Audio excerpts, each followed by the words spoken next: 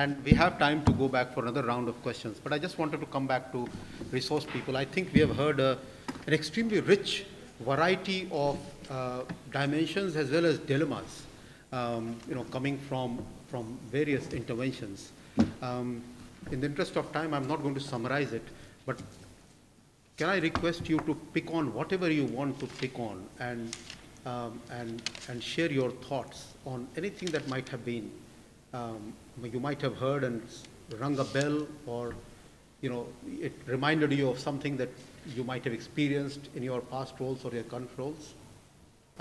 Which order? Well, Hans, you go first. Okay. Yeah. Okay, one of the things that really drew me to research is that it's one of the best jobs to have if you're curious, and if you enjoy ideas. And in the same way, I think I've been curious about watching what seemed to work in engaging and in these types of leadership situations. And one thing that really stuck in my mind as an example of a very, very small practice that helped to make a difference. And it was the following. We were doing research for a big American organization. And initially, when we got the first contract, we thought, this is great, this is going to be interesting. We're going to learn so much from them. And then we realized that they were terribly disorganized. And that actually working with them was really difficult, although it was very good for revenue. So we were going into a meeting with that organization, and maybe because he works in some of your countries, maybe you've come across him, a guy that, a statistician, Fritz Scheuren, and my own team said, we're really not sure that we want to continue working with this other group, because this is really, it's awful. Came in and he sat down. He had very good use of strategic breaks or pauses, like Trevor Emanuel yesterday, and he said, I've come here for two reasons. First, to say thank you, and secondly, to say, I'm sorry for all that went wrong. The mistakes were on our side. And I was just watching my own team and thinking, wow, what's going on? And the team just was turned around and sort of just melting in a way, and walked out and afterwards and said, okay, we're going to continue doing that. We're going to continue working with this man. Because what Fritz said at the time, he said, I do take the blame for these things, because then we can really figure out how we can continue working. It was a relatively small practice, but it tied into something that I was really keen about, and for that to understand why I was so keen on it, you have to understand that we're doing a lot of survey research where procedural integrity is incredibly important. You screw something up early and your entire effort's out the window. And so thereafter, we had always had this lessons learned approach, sitting down for 1 hour, not more, because you can often sit down for many, many hours about what went wrong, but for 1 hour is enough. This is how much people can absorb. And one of the things that I learned out of that was just from Fritz at the time to typically start these meetings, and even if some of my colleagues had screwed up really, really badly, had disregarded instructions, had done something where you think, why would anyone do that? I would start the meetings and say, actually, ultimately it's my mistake because I didn't give you enough support. Because I didn't check in with you at a critical point. And I think what that brought about is something that I care about very much, which is an honesty within the organization where people, we all have come across some development organizations that spend a lot of time shifting around blame, or trying to set up structures where ultimately nobody can be blamed and therefore nothing gets done. And I think an environment where you're honest about it and you almost compete to say, well, I could have done this a bit better and then it would have helped you to succeed, is the environment you want to be in, because it's an environment where you may have some things going badly, but what you're not going to have is a really, really bad surprise many months down when you discover that something made a mistake but kept it hidden because they try to get away with it. So getting back to what I said earlier on, this curiosity, I think, I found useful to track the small differences and the small things that I can say, because often we have these big strategic aspirations, and we sometimes think, oh, it's about changing something big, but I found sometimes just changing relatively small things and saying something at the right time helped, and sort of ties into what you were saying about how this one person started a meeting really helped. Anyway, so this was one of the reflections that came to mind. Thank you, Hans. Nicolás, you want to go next? So, okay. So a couple of things. Earlier on this morning, it was said that the process of influencing policy is both a political process and a learning process. And it strikes me again, just listening to all the contributions here, how that applies internally as well as externally. So again, this morning, Nancy mentioned, as a preface to the 12 points that you presented, was a colleague, a communication boss man, who grabs the researchers in the corridor and says, he's constantly doing that political work and that work of integrating the political agenda of the organization with the kind of technical, academic, or intellectual inquiry of the organization. And so there's process work happening all the time. The leadership is happening in the corridors. It's not positional, it is political, and it's about promoting and also just actually being a learning process wherever you are. And I think that's where, this talk of trying to be more decisive, not so much consultation. I know certainly in my context where that aversion to consultative processes may come from is that for me it's organizations in Southern East Africa that I've worked with mainly, set up those processes that help avoid decision making. So, a consultative style of leadership in the corridor, a real interest in your colleagues' struggles or their late night finishing a report, is a very different form of consultation from, I think, the terrible meeting paralysis that a lot of us are facing in certainly, as I say, the regions I know of. And then just a last comment about CSOs. I'm learning that there are very many different styles here amongst the think tanks, but for those that have got an organizational base, particularly amongst grassroots organizations, I would say that is a competence that also has to be led from within, because that base of principles or stakeholders is, obviously there's work there in maintaining those external relationships, but particularly there's particular skills required for if those external relationships are with grassroots organizations and CSOs. And I think there's interesting work to be done, again, internally with one's colleagues, researchers, field workers, in helping them see that kind of relationship maintenance as work itself. It's very different from research work. It's very irritating.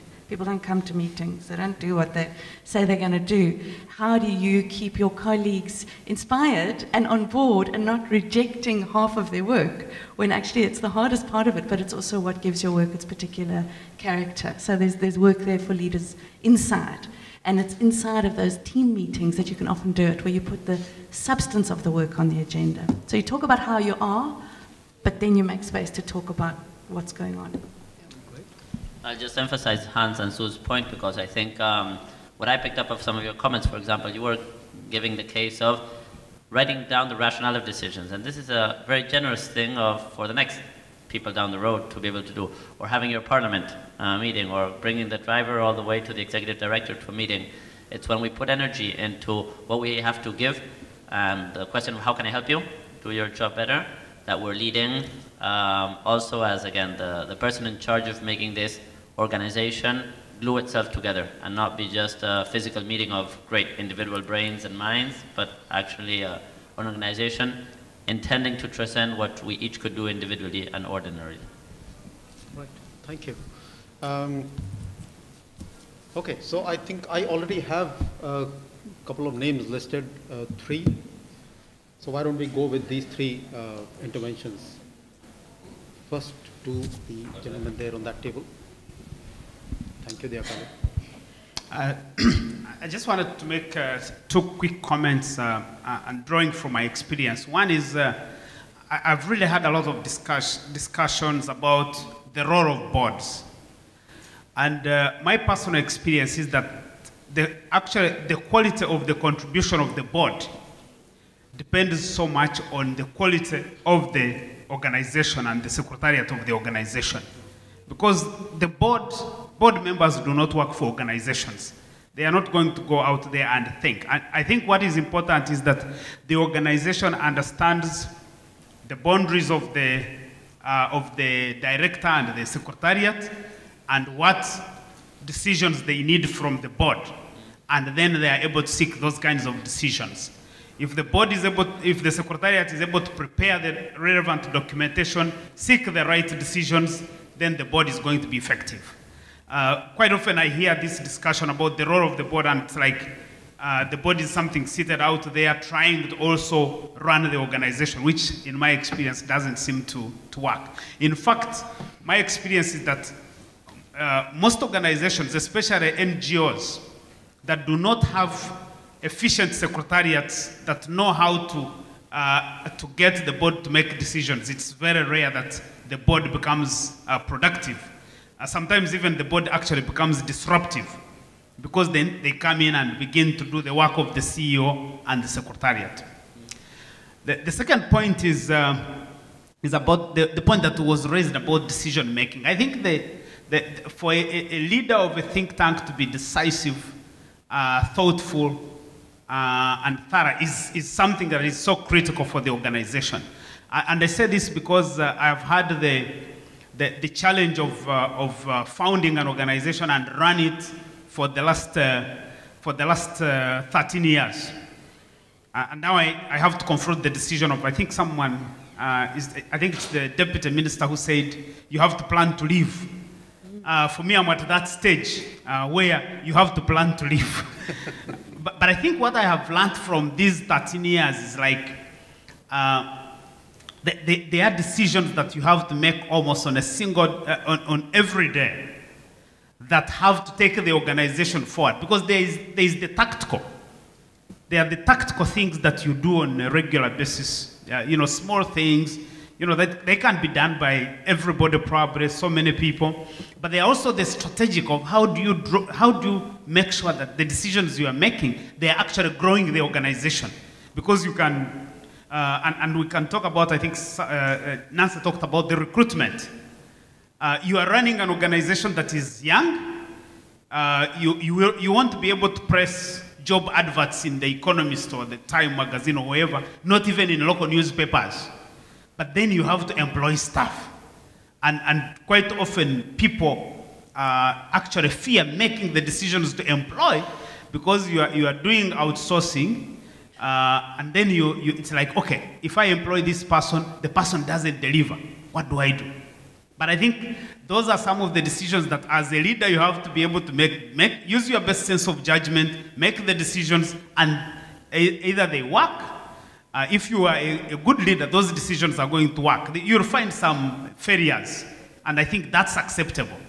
But I think your leadership is going to be determined whether the majority of your decisions work or whether they fail.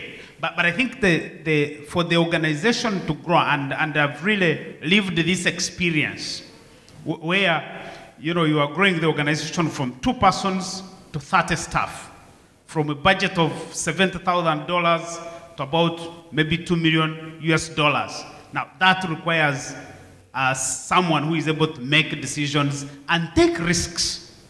Because for me, running an organization is more or less like running an enterprise in the private sector. So it's entrepreneurship, and I think one of the most popular definitions of entrepreneurship is someone who is capable of taking risks. That you are able to take risks, take your bets, and be able to grow the enterprise. Great, thank you. I have last 2 people noted from the last round, Anshu and Subrat. But Anshu, before you go ahead, I just wanted to ask you, we started 10 minutes late. If we are to finish at 4 o'clock, we have just under 10 minutes. Are you okay if we can go 5 minutes beyond 4? But then you still have to go back to the next session at 4:30 sharp. So it's cutting into your coffee time, and I want to be transparent about it. So we want to conclude at 4? Okay, fair enough. So less than 10 minutes, in which case, please, discipline from all of us is critical. No more than 1.5 minutes from each of you. Thank you. Subrat and Anshu. Look, my observation is again with regard to decision making by the leader in a think tank or an organization. I feel decision-making authority and accountability for the decisions made, they're two sides of the same coin. And what matters in an organization is if the leader or the director of the organization is actually held accountable by the governing board, or if he or she feels accountable towards the board as well as towards the staff. Obviously, I mean, what I have witnessed, what I try to do is to make it clear to the staff that my responsibility is to explain each and every decision, the rationale for the decisions being taken. I mean, every staff has the right to understand why certain decisions are being taken.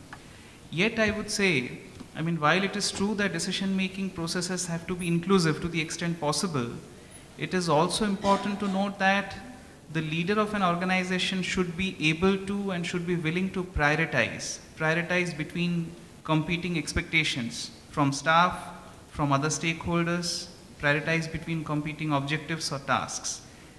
Especially for smaller organizations, if you're not able to prioritize well, it might cost the organization dearly. So I think we have to make a distinction between that, you know, the decision-making authority and the necessity to prioritize. And perhaps that's where the responsibility of the leader of the organization is more, you know, to prioritize between competing expectations. Thank you so much. Anshu, you want to go? Very short of time, I can go to and have to summarize it. Okay, in which case, Anshu has volunteered to offer one position.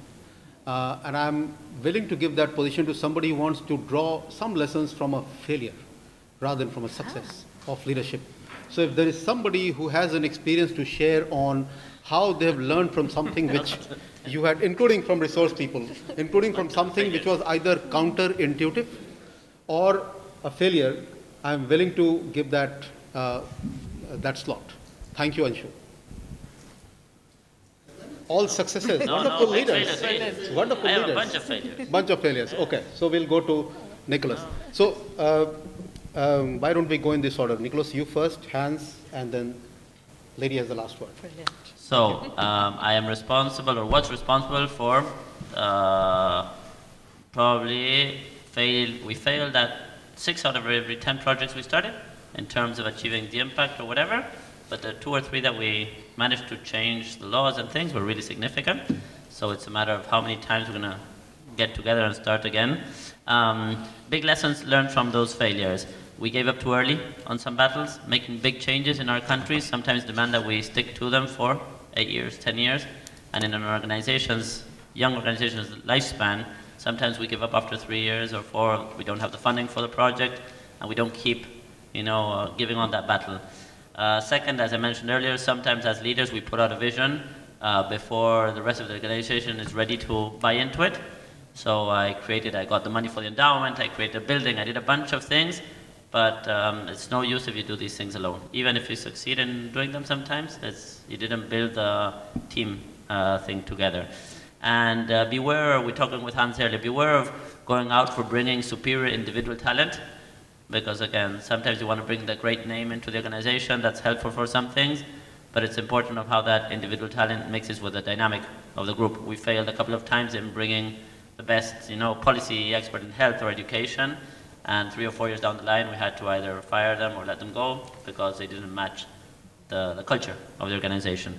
So at least 3 early things on failures, and I've got pages and pages that I can share. Thank you. I think one of the best ways is, in terms of failures, is to think even where you've seemed to have succeeded, to think about where were you not good enough. And I think that that's really a good approach because it keeps you on your toes. One of the things that we did too late was thinking systematically about coaching rather than training, and really investing early on into getting people, even if they're only 22 or 23, ready to go on national media, so that we'd have an even more presence. So I think, investing in your people even very, very early on, and yes, they may only be so young that they're very, very far away from the PhDs that people talked about in other cases, but they're often very good. And agreeing on very specific milestones where they need to develop early on. We did that. We didn't do that enough. Otherwise, I think, I mean, one of the really, perhaps one of the most important qualities of leadership is to know when to shut up. Hard as that may be, but really giving space to lots of other people. Thank you. With that in mind, what do you? Is this we finish? Yes, yes. So please. May I have permission not to talk about a failure, but to finish, fulfill my gender brief? That's not meant to Nicolás, so please feel free to, well, it's, to reflect on whatever you've heard in the last couple of hours. Well, the thing that I just wanted to come back to, and it's partly fulfilling my gender brief, but when Nicolás said a wonderful thing earlier on, he said that part of the job of the leader is its service. And so I just want to remind everyone of that, because it's a very different approach to leadership. And in my experience of doing organizational work with many organizations in many different contexts, I think that's probably the crux thing. And there's a perspective on organization development that is infused with a feminist sensibility that talks about the reproductive functions in organizations, and those are very often the invisible ones. And if people are introduced to this framework, they tend to think, oh, that's the lower paid staff and the administrators.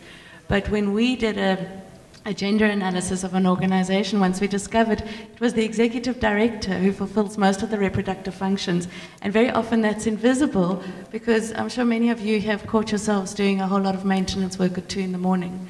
Nobody sees that when you walk in and start telling everyone what to do at the start of business. So I think it's a really important point of view, and it's a tempering point of view to the other more upfront kind of roles that we expect of leadership. But I think it's infused in everything that leaders of think tanks do. Great. Thank you. Thank you very much, Sue. I think your example actually brought back to me the one common characteristic of leadership that we heard, which was inclusive leadership. And clearly, going beyond researchers and admin staff and talking about people who actually open the office before you enter and close it after you've left is an important part of that inclusivity. So thank you very much. Khalida ji, you wanted to say something, but 30 seconds, is that okay? Or 4 failures. Okay, fair enough. In which case, we have 30-minute coffee break, and I'm sure 30 minutes would be sufficient to discuss 4 and probably more failures. I would like to bring this session to the close by thanking the panelists, but in equal measure thanking each of you, because it's the engagement from both ends of this table that has made this discussion very enriching. I don't intend summarizing. I don't think I can do it at all. Let me admit it as a failure, if that helps. But to share with you that we intend coming out with some kind of a report which is capturing the highlights of the conversations that we have had. As you know, we have videographed the entire thing, and as far as I know, and I'm looking for some help from one of my colleagues, but I don't see them around, this would be uploaded on the website in some time. I hope I'm right on that, but nonetheless, on the TTI Exchange website, I think the video will be uploaded, and of course there'll be a report which will come out, which we'll be very happy to share with you. So with that, I just want to again thank all of you. This has been a fascinating session on leadership. We have heard and we have learned a lot about some of the interesting experiences people have had, and that could not have happened except for the interventions from the resource people. So I want to thank them in particular and thank all of you. I have one last announcement to make from us, which is that you are invited to enjoy coffee outside, and then 4:30 sharp, we begin the next session in the grand ballroom. Thanks a lot. Thank you very much.